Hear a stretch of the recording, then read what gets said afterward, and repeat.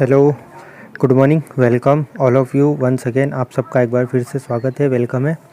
Let's starts unit 6 thermodynamic. आज हम शुरू करते हैं फिर से हमारा थर्मोडाइनमिक्स का पार्ट 4 तक हम कंप्लीट कर चुके थे। आज हम पार्ट 5 शुरू करने वाले हैं।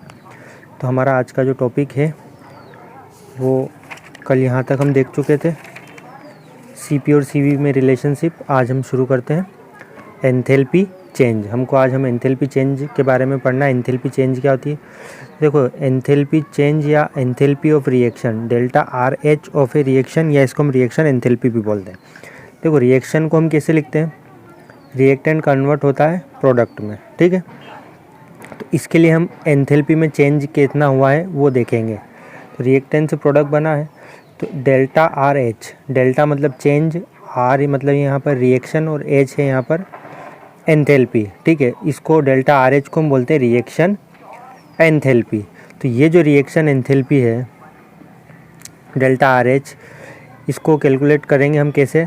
सम of the enthalpies of the product, ये जो प्रोडक्ट है इसकी जितनी भी एंथैल्पी है उसका sum minus sum of enthalpies of reactant.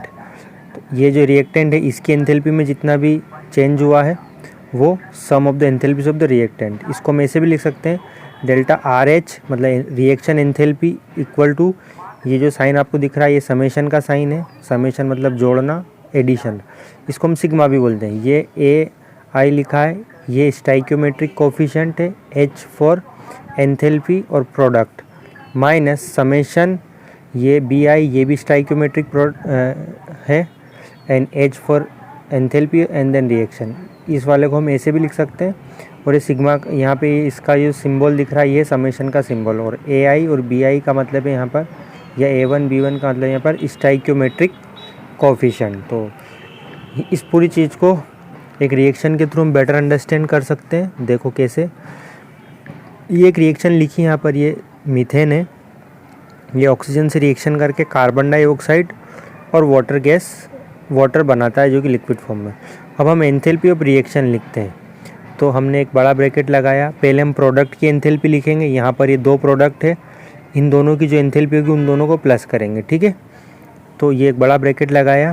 पहले हम कार्बन डाइऑक्साइड के लिए लिखते हैं, तो एक छोटा ब्रैकेट लगाते हैं। मैंने यहाँ पे लिखा एंथैल्पी एच, और ये एम का मतलब है मोलर, मतलब 1 मोल 2 मोल जो भी है। तो एच एम का मतलब है मोलर एंथैल्पी। फिर मैंने लिखा यहाँ पर इसके बाद कार्बन डाइऑक्साइड, ठीक। तो एक प्रोडक्ट ये लिखा, उसी तरीके से दूसरे प्रोडक्ट के लिखेंगे। देखो इसके आगे, ये कार्बन डाइऑक्साइड के आगे 1 है, तो 1 को लिखा नहीं जाता है, ठीक। उसी तरीके से अब हम वाटर के लिए लिखते हैं। तो वाटर के यहाँ पर इसकी स्टाइक्योमेट्रिक 2 है, ये जो आगे नंबर लिखा रहता है इसको हम स्टाइक्योमेट्रिक कोफिशिएंट बोलते हैं। ये लिखा ना स्टाइक्योमेट्रिक कोफिशिएंट, ये जो आगे नंबर लिखा है इसको। तो ये पहले हम लिखेंगे इस स्टाइक्योमेट्रिक कोफिशिएंट को 2, देन फिर H M molar enthalpy, then water, minus ये दोनों प्रोडक्ट थे, इन दोनों प्रोडक्ट का हमने समेशन किया। अब फिर माइनस एंड देन रिएक्टेंट को लिखेंगे। तो रिएक्टेंट को भी ऐसे लिखेंगे, एच एम, फिर मोलर एंथैल्पी ऑफ मीथेन लिखा, फिर प्लस इन दोनों को प्लस करेंगे, है ना। जैसे इन दोनों को प्लस किया था, इन दोनों को प्लस करके इसमें से माइनस करते हैं। तो इसके आगे 2 है, तो पहले 2 लिखा मैंने, देन फिर ऑक्सीजन, फिर मोलर एंथैल्पी एच, फिर ऑक्सीजन और ये गैस। एच एम का मतलब एच, यहाँ पर ये लिखा है मोलर एंथैल्पी। अब हम देखते हैं स्टैंडर्ड एंथैल्पीज ऑफ रिएक्शन क्या होती है। स्टैंडर्ड एंथैल्पी ऑफ रिएक्शन का मतलब क्या है? देखो, all the participating substance are in their standard state, मतलब जितने भी यहाँ पर केमिकल रिएक्शन में पार्ट ले रही हैं चीज़ें, वो उनकी स्टैंडर्ड स्टेट में होना चाहिए। जैसे जो रिएक्टेंट है वो स्टैंडर्ड स्टेट में होना चाहिए। कैसे? स्टैंडर्ड स्टेट का मतलब क्या है? यहाँ पर टेम्परेचर होगा यहाँ पर 298 केल्विन, और प्रेशर होगा यहाँ पर 1 बार, ठीक है। ये एक स्टैंडर्ड कंडीशन होती है। स्टैंडर्ड कंडीशन को हम लिखते हैं डेल्टा एच, और ये ऊपर लिखा है 0 जैसा, इसको बोलते हैं हम डेल्टा एच नॉट, या इसको डेल्टा एच, और ये ऐसा फाई है, ये इसको फाई बोला जाता है। ऐसा अगर लगाए, ऊपर नॉट लगाए या फाई लगाए, मतलब वो स्टैंडर्ड एंथैल्पी है वहाँ पर। तो देखो स्टैंडर्ड कंडीशन क्या होती है। एथेनॉल देखो, एथेनॉल, ये जो 298 है ना, ये रूम टेम्परेचर होता है, हम जहाँ पर रहते हैं उसका रूम का टेम्परेचर 298 होता है। एथेनॉल जो होता है रूम टेम्परेचर पर लिक्विड फॉर्म में रहता है जनरली। वाटर लिक्विड फॉर्म में रहता है। ऑक्सीजन हमारे रूम टेम्परेचर पर कैसी होती है, गैस फॉर्म में। इसी को स्टैंडर्ड स्टेट बोला जाता है। जब प्रेशर 298 हो टेम्परेचर 298 हो और प्रेशर 1 बार हो, तब वो कौन से फॉर्म में रहता है, लिक्विड, सॉलिड या गैस। ठीक है, नेक्स्ट है, अभी एंथैल्पी वाला ही चलेगा टॉपिक पूरा। Enthalpy changes during phase transformation. Phase transformation का मतलब है सॉलिड से लिक्विड में कन्वर्ट होना, या लिक्विड से सॉलिड में कन्वर्ट होना, या लिक्विड से गैस में कन्वर्ट होना, उसको बोलते हैं फेज ट्रांसफॉर्मेशन। तो देखो, ये वाटर है सॉलिड फॉर्म में, वाटर से कन्वर्ट हो रहा है लिक्विड फॉर्म में, मतलब आइस से लिक्विड बन रहा है। तो जब सॉलिड से लिक्विड में कन्वर्ट हो रहा है, हम उसको डेल्टा एफ यू एस का मतलब है फ्यूज़न। एफ यू लिखा है, इसका मतलब है फ्यूज़न। ये डेल्टा मतलब चेंज है, ये एच यहाँ पर एंथैल्पी और ये ऊपर नॉट लगा है, मतलब ये स्टैंडर्ड एंथैल्पी है। तो delta F H not, solid से जब लिक्विड में कन्वर्ट होगा तो उसको हम फ्यूज़न बोलेंगे। तो जब सॉलिड से लिक्विड में वाटर कन्वर्ट होता है तो उसका एंथैल्पी में जो चेंज होता है वो होता है 6 किलो जूल पर मोल। ठीक, ये इसका मतलब है delta F U H not का स्टैंडर्ड एंथैल्पी ऑफ फ्यूज़न। ठीक, उसी तरीके से दूसरा है, वाटर जब लिक्विड से गैस में कन्वर्ट होगा, तो इसको लिक्विड से गैस में कन्वर्ट होता है तो हम उसको बोलते हैं वेपोराइजेशन। तो delta V A P for vaporisation, H not मतलब स्टैंडर्ड एंथैल्पी।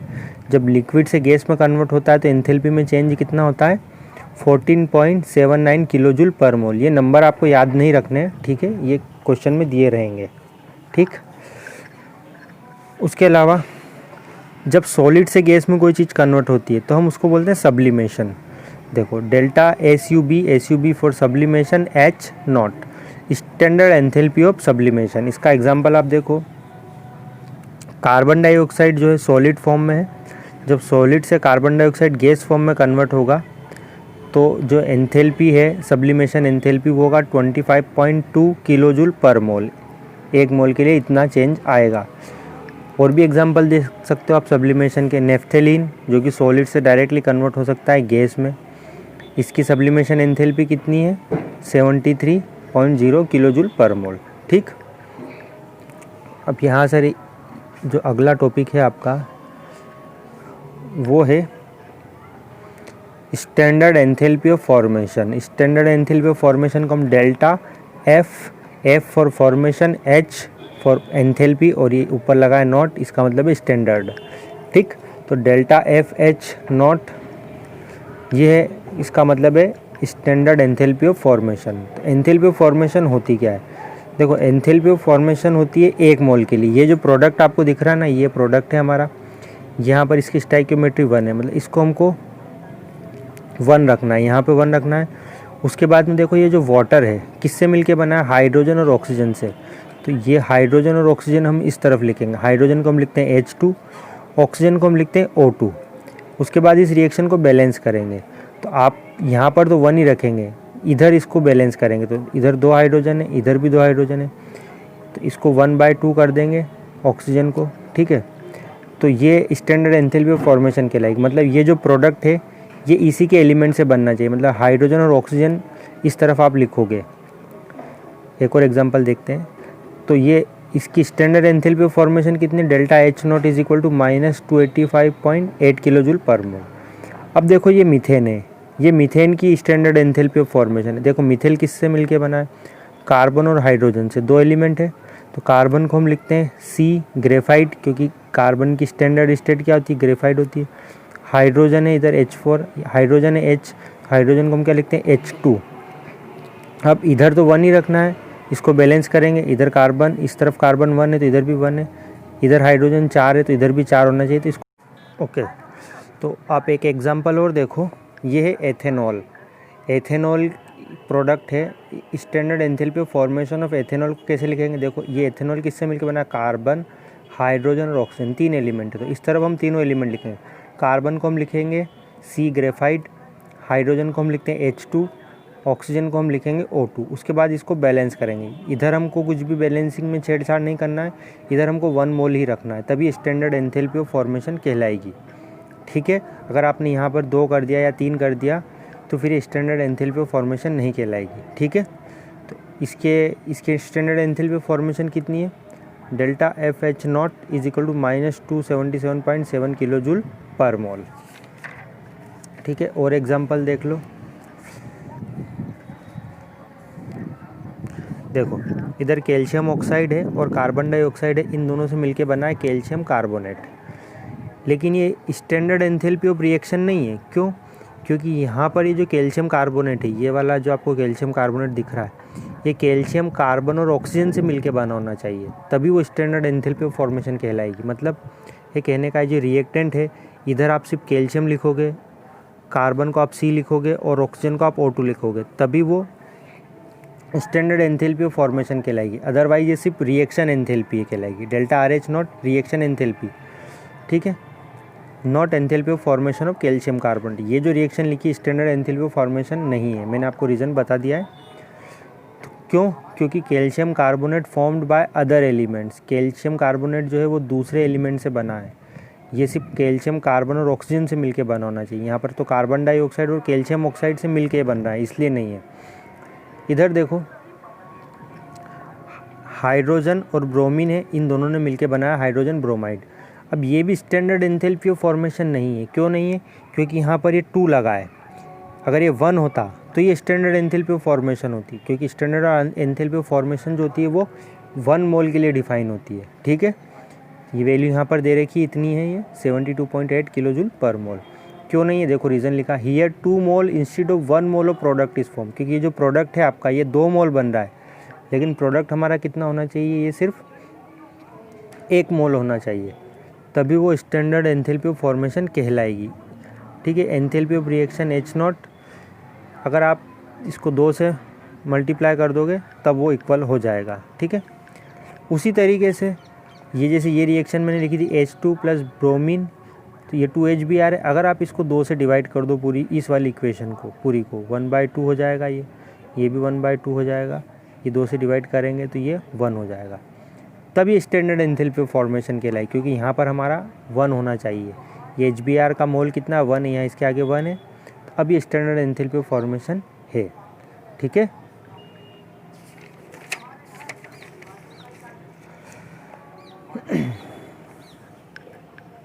अब एक प्रॉब्लम है, इसको सॉल्व करते हैं ताकि आपको और अच्छे से क्लैरिटी आएगी इसके बारे में, ठीक है। देखो कैल्शियम कार्बोनेट रिएक्ट करता है, इसको हीट करेंगे तो कैल्शियम ऑक्साइड और कार्बन डाइऑक्साइड बनती है, तो डेल्टा RH नॉट आपको निकालना है, कितना होगा, एंथैल्पी रिएक्शन एंथैल्पी आपको पता लगानी है। Delta RH naught reaction enthalpy बोलते हैं, तो इसको रिएक्शन एंथैल्पी को पता लगाएंगे, तो रिएक्शन एंथैल्पी पता लगाने, ये रिएक्शन एंथैल्पी है, स्टैंडर्ड है, यहाँ पे नोट लगाए, मतलब sum of the enthalpies of the product, ये 2 प्रोडक्ट हैं हमारे, एक तो ये है और एक ये है, इन दोनों की एंथैल्पी को प्लस करेंगे, फिर minus sum of the enthalpy of the reactant, ये हमारा कैल्शियम कार्बोनेट रिएक्टेंट है, इसकी जो भी एंथैल्पी उसको माइनस करेंगे। तो पहले लिख लिया जाए, देखो कैसे लिखना है इसको, मैंने लिखा है यहाँ पर reaction enthalpy delta FH not, और ये किसके लिए है, कैल्शियम कार्बोनेट के लिए, तो delta FH not calcium oxide के लिए है, फिर डेल्टा FH नॉट, फिर कार्बन डाइऑक्साइड के लिखेंगे, इन दोनों के लिए पहले लिखेंगे, फिर माइनस डेल्टा FH नॉट, ये आपका रिएक्टेंट है तो कैल्शियम कार्बोनेट लिखेंगे, इसकी वैल्यू रखेंगे कैल्शियम ऑक्साइड की, फिर कार्बन डाइऑक्साइड की और कैल्शियम कार्बोनेट, इनकी वैल्यू आपको क्वेश्चन में दी हुई रहेगी। तो कैल्शियम कार्बोनेट के लिए जो वैल्यू होती है ये होती -63.635.1, प्लस कार्बन डाइऑक्साइड के लिए वैल्यू लिखेंगे इस वाले के लिए, इसकी वैल्यू होती है ये तो प्लस था पहले से ही, इसकी वैल्यू होती है -393.5, देन माइनस, फिर हम कैल्शियम कार्बोनेट की वैल्यू रखेंगे, ये होती है -1206.9 किलो जूल पर मोल, ठीक है। इसको पूरे को हम सॉल्व करेंगे तो ये आएगा 178.3 किलो जूल पर मोल, ठीक। तो एंथैल्पी ऑफ रिएक्शन कितना आएगा, ये इतना आ जाएगा, ठीक है। तो यहाँ पर एक चीज़ ध्यान रखें, एक ये पॉइंट लिखा है मैंने, इसको रिमेंबर रखें। देखो मैंने रिएक्शन लिखी नाइट्रोजन प्लस हाइड्रोजन, इन दोनों से मिलके बनता है अमोनिया। इसकी रिएक्शन एंथैल्पी कितनी है? Delta reaction enthalpy minus 91.8 kilo joule per mole. Minus का मतलब ये एक्सोथर्मिक रिएक्शन है। अगर आप इस रिएक्शन को उल्टा कर दो, अपोजिट कर दो, इस अमोनिया को इस तरफ लिख लो, अमोनिया इस तरफ आ जाए और नाइट्रोजन और हाइड्रोजन दूसरी तरफ चले जाएँ, तो ये अमोनिया लिखा मैंने, फिर नाइट्रोजन और हाइड्रोजन है ना, इन दोनों को पलट दिया। तो ये जब आपने इसको अपोजिट किया है तो ये जो माइनस का साइन था, ये जो रिएक्शन एंथैल्पी पहले माइनस में थी अब प्लस में हो जाएगी, अगर प्लस में होगी तो माइनस में हो जाएगी, मतलब अपोजिट हो जाएगा दोनों का। ठीक है, तो ये है आपका, ये पॉइंट ध्यान रखें। अगर आप किसी रिएक्शन को उल्टा कर रहे हो तो उसकी रिएक्शन एंथैल्पी की वैल्यू भी अपोजिट हो जाएगी, प्लस है तो माइनस हो जाएगी, माइनस है तो प्लस में हो जाएगी। ठीक है, नाउ हेज लॉ ऑफ, हमारा अगला टॉपिक है hedge law of constant heat summation. Hedge law क्या है? Constant heat summation. समेशन मतलब प्लस होता है। ठीक है, तो देखो क्या है, इसकी स्टेटमेंट पढ़ लेते हैं पहले। If a reaction takes place in several step, अगर कोई रिएक्शन है कुछ स्टेप्स में होती है, then its standard reaction enthalpy, उसकी जो स्टैंडर्ड एंथैल्पी है is the sum of the standard enthalpy of the intermediate reaction. मतलब अगर कोई रिएक्शन एक से ज़्यादा स्टेप में होती है तो जितनी भी स्टेप में रिएक्शन एंथैल्पी उन सबको प्लस कर दो, उनको सबका समेशन कर दो। तो ओवरऑल रिएक्शन में be divided at the same temperature. देख लेते हैं, देखो इसको एग्जांपल से अच्छे से समझ में आएगा आपको। देखो ये एक रिएक्शन लिखिए, sulphur burns to form sulphur trioxide directly in one step. देखो सल्फ़र है और ऑक्सीजन है, सल्फ़र को आपने बर्न किया ऑक्सीजन के साथ में, ये बैलेंस कर रखी मैंने ऑलरेडी, इससे मिलके बनता है SO3 सल्फ़र ट्राईऑक्साइड। तो ये जो SO3 बना है सल्फ़र ट्राईऑक्साइड, इसकी reaction enthalpy minus 393.4 kilo joule. मतलब आप सल्फ़र को बर्न करके सल्फ़र ट्राईऑक्साइड बना रहे हो एक सिंगल स्टेप में। यहाँ पर एक ही स्टेप में सल्फ़र से सल्फ़र ट्राईऑक्साइड बन गया है, 393.4 किलो जूल पर मोल है। लेकिन अगर अब हम ये जो सल्फ़र ट्राईऑक्साइड एक सिंगल स्टेप में बना है, यहाँ पर दिख रहा है ना आपको, ये एक सिंगल स्टेप में बना। अगर आप इसको 2 या 3 स्टेप में बनाते हो, मान लो हमने इसको 2 स्टेप में प्रिपेयर किया, पहले आपने सल्फ़र को बर्न किया ऑक्सीजन के साथ में और फर्स्ट स्टेप में सल्फ़र डाइऑक्साइड बना, ये SO2 बना। ठीक है, तो सल्फ़र डाइऑक्साइड बना है,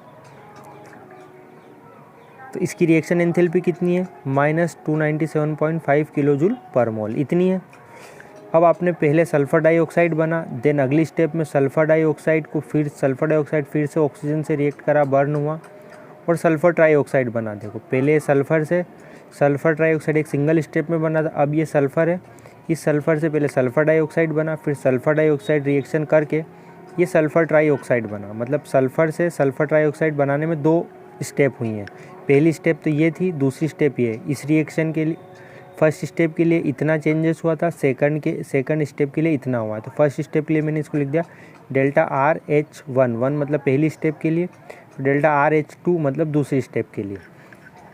ठीक, अब मैं क्या करूँगा, हमको hedge law of constant heat summation देख रहे थे हम, तो रिएक्शन एंथैल्पी निकालते हैं।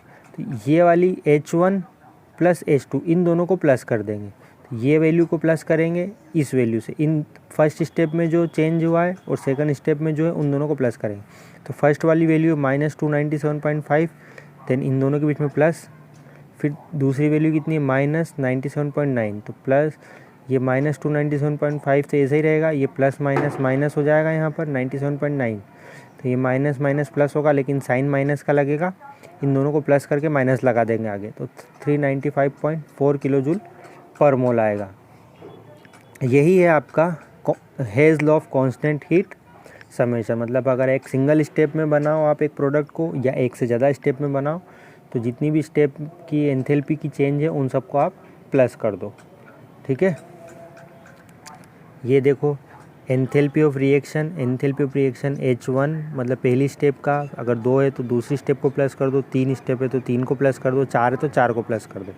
देखो यहाँ से A से B बन रहा है एक ही स्टेप में, आप A से B बना रहे हो एक स्टेप में, तो एंथैल्पी ऑफ रिएक्शन इसको बोला हमने पहले। अब आप A से B 2 स्टेप में बना रहे हो, मान लो आपने A से C बनाया पहले, ठीक है, 3 स्टेप में बनाया, तो ये डेल्टा RH1 हो जाएगा, ये पहली स्टेप के लिए। A से C बनाया, फिर C से आपने D बनाया, डेल्टा RH2 2 स्टेप हो गई, फिर आपने D से B बनाया, तो ये डेल्टा आर एच 3 3 स्टेप हो गई। तो फर्स्ट, सेकंड और थर्ड इन तीनों को प्लस करेंगे तो ये इसके इक्वल आ जाएगा। डेल्टा आर एच ये 1 2 एंड 3 इन तीनों की एंथैल्पी में जो चेंज होगा वो ए से बी बनने में चेंज आएगा, वो उसके इक्वल में रहेगा। यही आपका कांस्टेंट हीट समेशन का फॉर्मूला। ओके, तो आज का हमारा पार्ट 5 ख़त्म हुआ, इतना ही।